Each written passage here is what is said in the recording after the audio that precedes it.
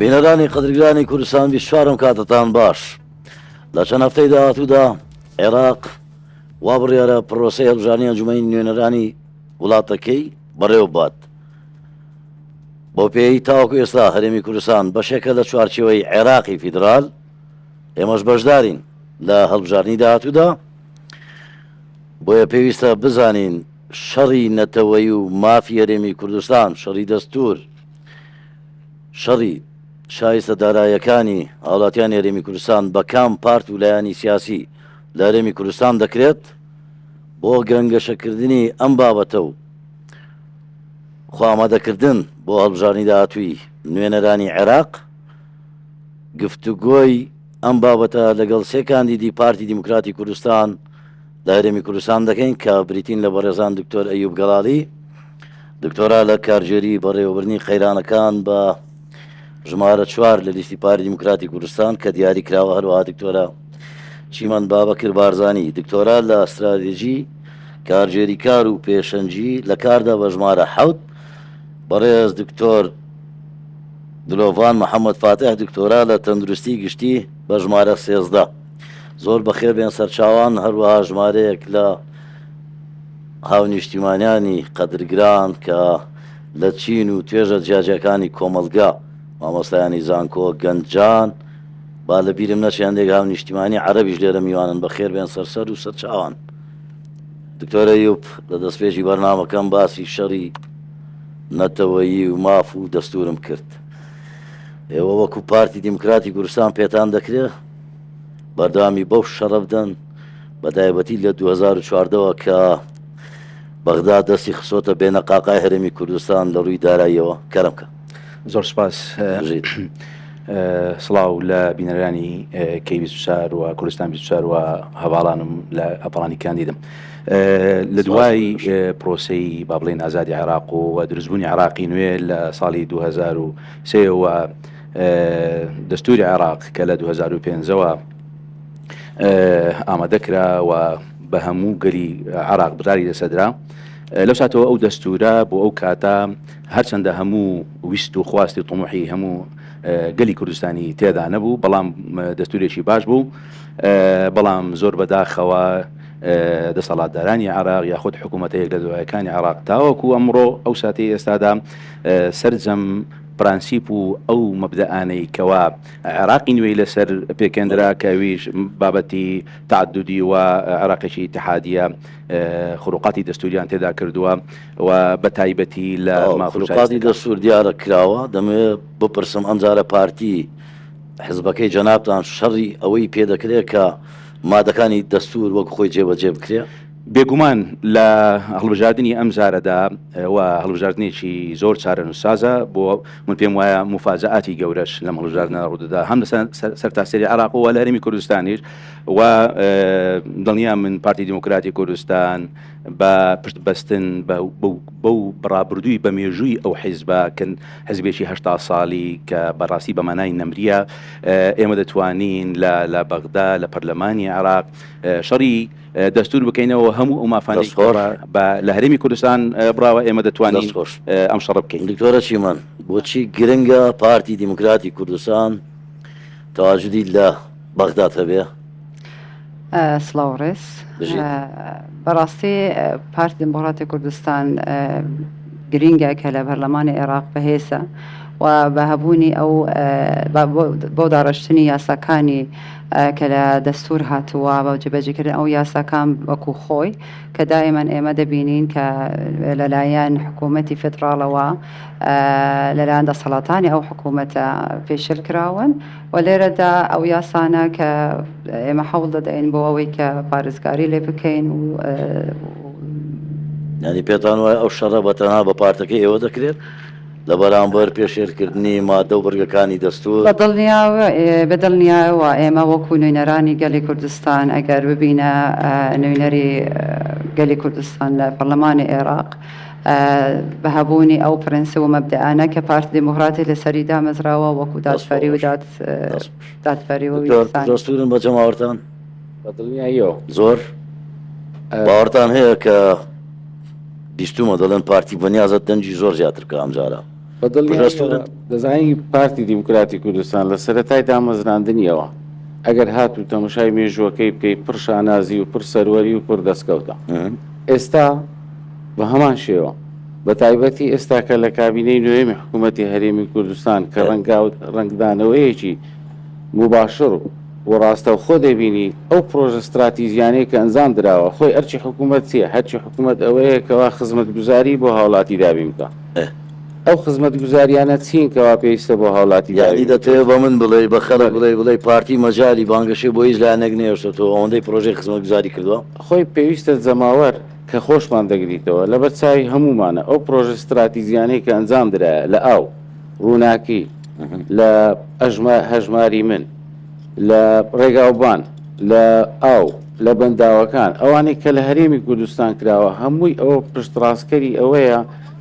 و دڵنیایی ئەوە دەداتن کەەوە دەنگی هاوڵاتی نافۆتێتن بە دڵنیاییەوە ئێمە لە بەغدا کە دەبینە نوێنەری ڕاستەقینەی ئەو میلەتە هەمان پرۆژە هەمان دەستکەوت هەمان پشتگیری لەو میلەتە دەکرێتن بۆ ئەوەی ئێمە بتوانین لەوێ نوێنەری ڕاستەقینە بین ئەو دەستکەوتانێکەوە تاوەکو ئێستاکەش لە بۆ هەرێمی کوردستان بەدەست هاتووە دەستخۆش هەمووی لە ڕێگای پارتی دیموکراتی دکتۆر ئەیوب کە دەچنە ناو خەڵک سەختە بۆتانیان ئاسانە بۆی پشتانە سوورە بۆی خزمەت کراوە کار کراوە چۆنە چی بە خەڵک دەڵێن ئێمە بە خەڵک دەڵێن ئەو بەڵێنانیان پێ دەڵێن ئێمە ئەو پرۆژە خزم گوزاریانی ئەو پرۆژە استراتیژیانی کە حکوومەتی هەرێمی کوردستان بە تایبەتی کابینەی نوێم ئەنجامی داون هەموو پرۆژە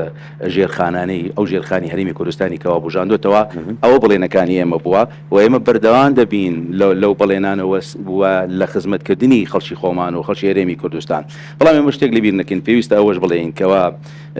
هەم ئەمە لەسەر ڕاستپاردەی جناوی سەرۆک مەسعود بارزانی ئێمە پێویستە ببینە نوێنەری خەڵکی هەموو عێراق هەموو عێراق بەڵێ هەموو عێراق بۆ ئەوەی تانەیە جیاوازی نەکەن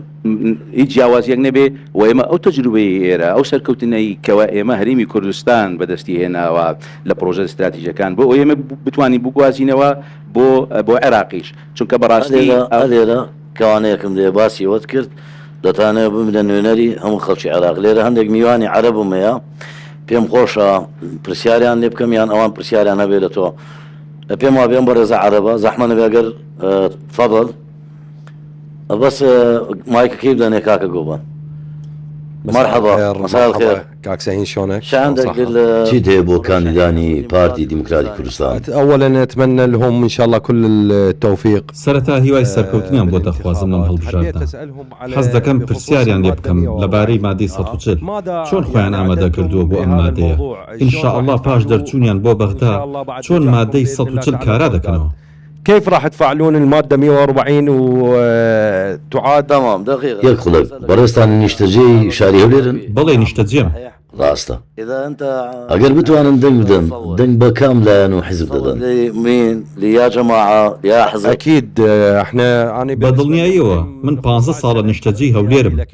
دەنگ بە پارتی دیموکراتی کوردستان دەدەم بوچی دنگ با بارتي ديمقراطي كردستان ددن بدون يعني مجاملات وبدون بەڕاستی و بێ هیچ پاڵەپەستۆ مجاملەیەک مامەڵەیان لەگەڵم زۆر باشە وا هەز دەکەین ئێستا لە ناو بەغداین كأنه انا هسه الان في بغداد. شنو الفرق جیاوازی بين نێوان إقليم حکوومەتی كردستان عێراق والعراق؟ و حکوومەتی هەرێمی کوردستان چییە؟ والله وەک هاوڵاتیە چۆن جیاوازیەکان احنا دەبینن؟ امان يعني لێرەدا ئەمن و ئاسایش هەیە من ئاڵۆگۆڕی دراو دەکەم لە بۆرسەی نیشتیمان لە هەولێر لە کارەکەم بێترسم لە بەغدا ناتوانم کارەکانم بکەم و ناتوانم بە بڕەپارێکی زۆر بسوڕێمەوە ئاڵۆگۆڕی پێ بکەم دۆخەکە لەوێ ئاڵۆزە و زۆر باشە سپاس فەرموو دانیشە. دكتورة شيمان بينيت بەڵێ مواطنێکی عربە دەڵەگەر ئێمە بتوانین دەنگ بدەین دەنگ بە کاندیدانی پارتی دەین بۆی هیچ نەبێ و خەدەماتی کە لێرە هەیە بگەڕێتەوە بۆوانیش دکتۆریش باسیەوەی کە ببن بە نوێنەری هەموو عێراقیەکان وەکو فەرموو دکتۆرە فەرموو کەرەم کە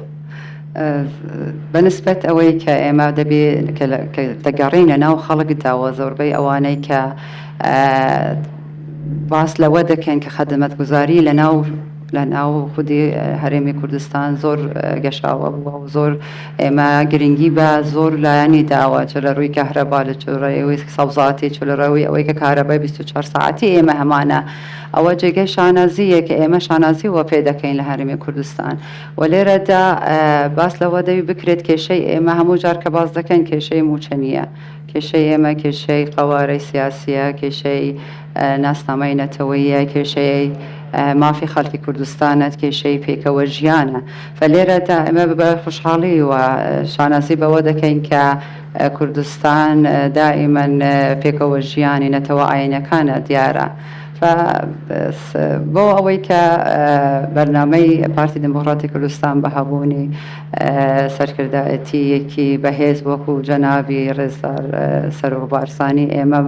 لە کاتی بانگەشەشدا کە ڕۆژی چارنامەی بانگەشەی هەولێر باس لەوەی کرد کە وەکو نوێنەرایەتی گەڵی کوردستان دەبێت شەڕ بۆ ئەو دەستور بکەین کە لە ساڵی 2005 باس کرایە بەڵام جێبەجێ ناکرێتن یەک لەوانە دەبی داوای مافی گەلی کوردستان بکەین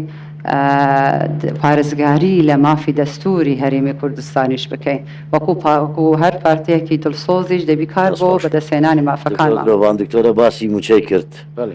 موچە باسمان کرد ینی هەر جارێک بە بیانیان بە هەرێمی کوردستان گرتووە تاوەکو ئێستا کێشەمان بەردەوامە ئێستا کە ئێمە لێرە دانیشتوین چی دەکەن بۆ موچاگەر دەرچوون خۆی دەزانی بابەتەکە سەرەتا بەشێکی زۆری سیاسیە پێویستە ئەو دروشمانەیەکەوە پارتی دیموکراتی کوردستان بە تایبەتی لە بۆ ئینتخاباتی خولی شەشەمی پەرلەمانی عێراق هەڵی گرتووە ئەوانە بێتە بەڵێ ئەوانە بێتە جێبەجێکردن کە ئەوانەش دەبێتە هۆی چارەسەری ڕاستەقینەی ئیشەکان بە تایبەتی کە زەنابەت باسی موچەت کرد موچە یەکێک لە بابەتە هەرە گرنگەکانە کە قوتی خەڵکە ژیانی خەڵکە ئێمە بەدڵنیاییەوە دوای ئەوەی کەوا چەندین بابەت باسی لەسەر کراکەوە ئێمە پێویستە پابندی بین گشت پابندیەکان ئەنجام درراوە ئێستا کە نایدەن دیارە زۆربەی کێشەکان بوویتە کێشەیەکی سیاسی ئەگەرنا هەموو پابندیەک چرای گەورە دەکەن ئەم جارە بەدڵنیاییەوە پێویستە ئێمە هەمومان یەکدەنگ بین بە تایبەتی پارتی دیموکراتی کوردستان بۆیش بەڕاستی لای ئێمە زۆر گرنگە ئەو جارە و بەدڵنیاییەوەژ ئینشاءالله ژمارەی دەنگەکانی پارتی دیموکراتی کوردستان زیاد دەکات کورسیەکان زیاد دەکات بۆی بە هێزێکی زیاتر حقی دکتۆرە یوبم خوارد بە حەقی دەمەوە والله أنا أريد أن أعقب على سؤال الأخ الفاضل الذي سأل دەمەوێت کۆمنتێک لەسەر پرسیاری ئەو برایە بدەم دەربارەی مادەی 140 لە ڕاستیدا مادەی 140 دەبێت هەمووان بزانن کە حکوومەتی عێراق پەکی خستووە دەبا مادەی لەمەوەکی زەمینیدا جێبەجێ بکرایە بەڵام حکوومەتە یەکلایەکانی عێراق بەدەستی ئەم قەست پشتگوێ خستووە ئەمەش زیان بە دانیشتوانی عێراق و هەرێمی کوردستان دەگەێنێت و زیانی بۆ ناوچە دابراوەکانی کوردستان شەبوو وكان التعطيل لهذه المادة كانت ضررا للعراق للجميع وأيضا لإقليم كردستان والمناطق الكردستانية خارج دائرة الإقليم. پشت بەخوا لەم خولەدا زۆر بە پێداگیری و وردەکاریەوە جەخت دەکەینەوە جێبەجێ بکرێت و بە هیچ جۆرێک سازشی لەسەر ناکەین و ناژبێت ئەم مادەیە پشتگوێ بخێت و لەسەر ڕەفەکان دابنرێت. هذه المادة في طي النسيان وعلى الرفوف. زۆر سپاس. مامۆستایانی بەرەزی زانکۆ لێرە ئامادەن پێم خۆشن ئەگەر پرسیارتانەیە لە کاندیدانی پارتی دیموکراتی کوردستان بەشدار بن سەرنج تێبینی کەرم کەن ئەوەی قسە دەکات فەرموو قوربان مایکەکەی بگەێنێ.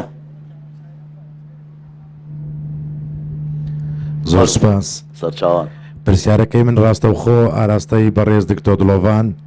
کاندیدی ژمارە 13 لەسەر لیستی 275 پارتی دیموکراتی کوردستان. پرسیارەکەم تایبەتە بە کەرتی تەندروستی. جوانە بێگومان حکوومەت یاریمی کوردستان گرنگی زۆری دایە بە کەرتی تەندروستی و بەردەوامیش بودجەی زۆری بۆ تەرخان کردوانەیە لەگەڵ بەغدا بەردەوام لە تەندروستی بەرێ دەرمان لە سەرڕای ئەو هەموو گرنگیدانە و دروستکردنی ئەو هەموو نەخۆشخانە پێشکەوتووە و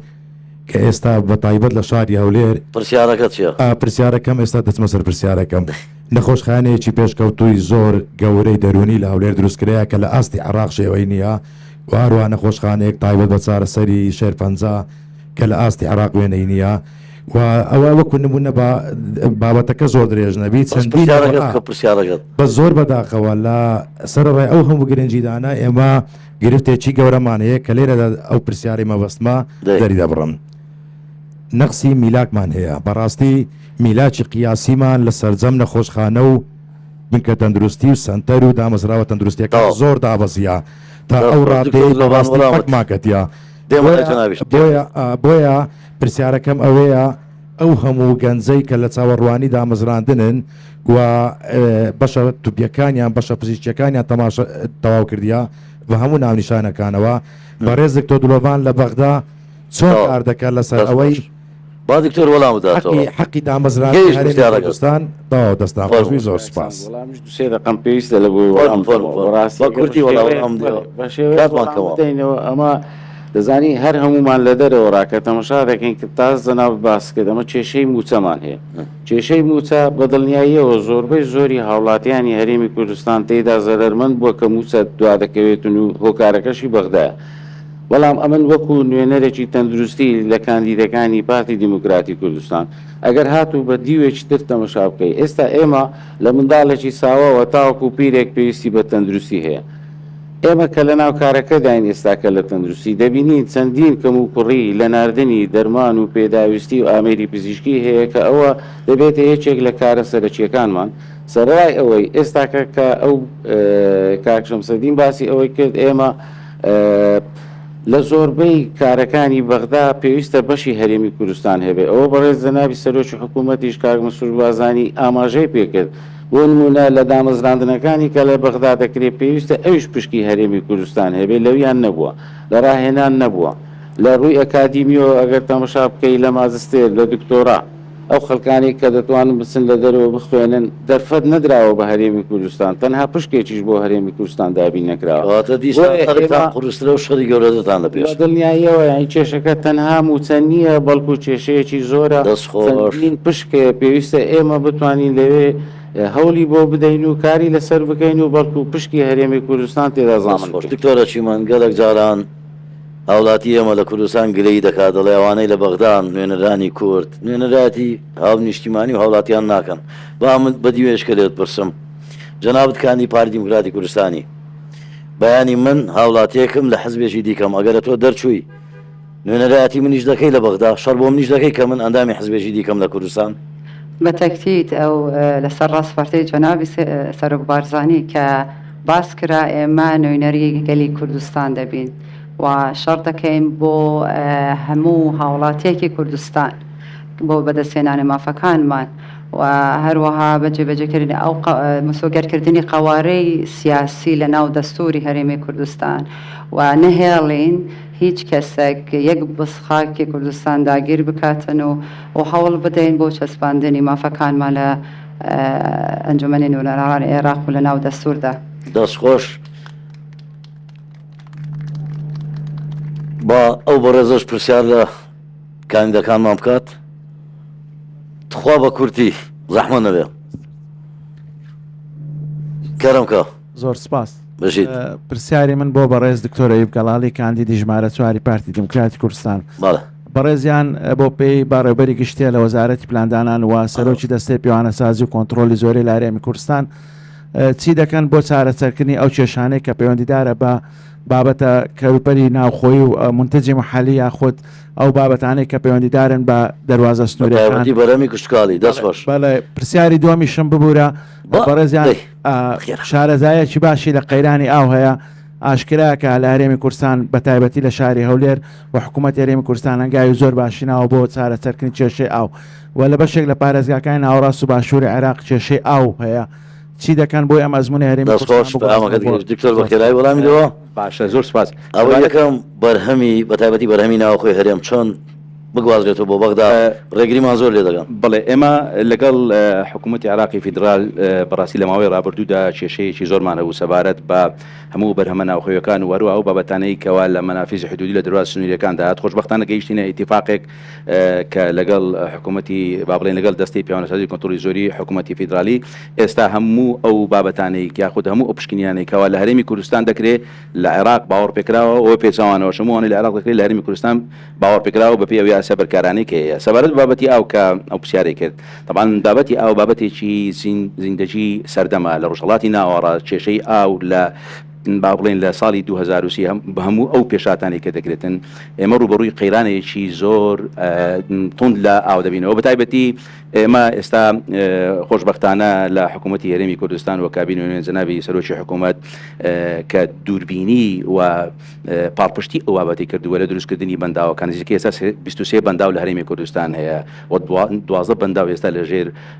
کارکردندان هەرێمی کوردستان دەبێتە کۆگایەکی زۆر بەهێزی بابەتی ئاو ئێمە دەتوانین هەموو ئەو تەجروبانی کەوایەتمان لە عێراقیش دووبارە بکەین چکە عێراق تووشی لە جنوبی عێراق تووشی کێشەی ئاو دەبنەوە و ئێمە خاڵێکی کێشەیە ئەوەی جنابی سەرۆک بارزانی باز دەکاتن ئێمە دەتوانین ببینە عاملێک و فاکتەرێک بۆ ئەوەی ئاسایشی ئاوی عێراقی جوپارێزی دەست خۆش دکتۆر دلۆڤان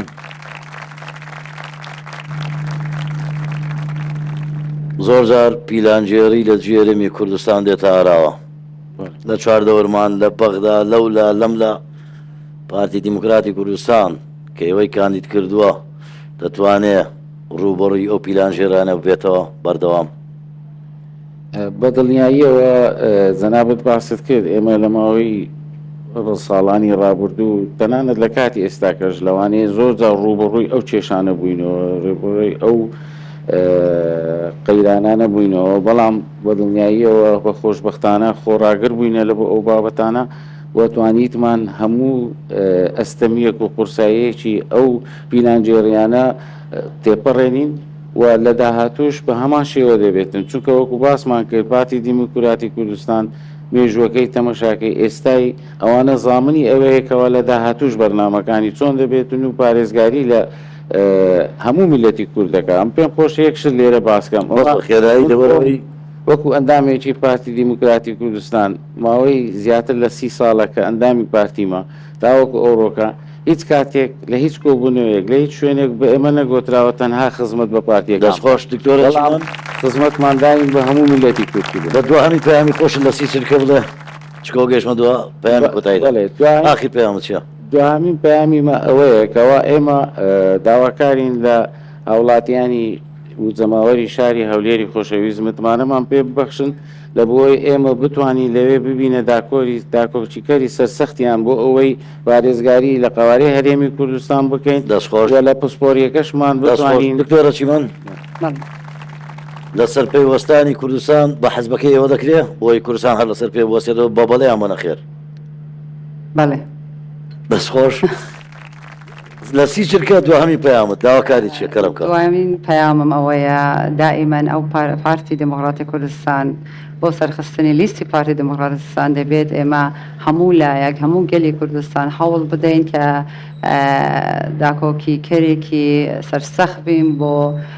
بەدەستهێنانی مافەکانی گەلی کوردستانمان دوا پەیام دکتۆر دوا پەیام ئەوەیە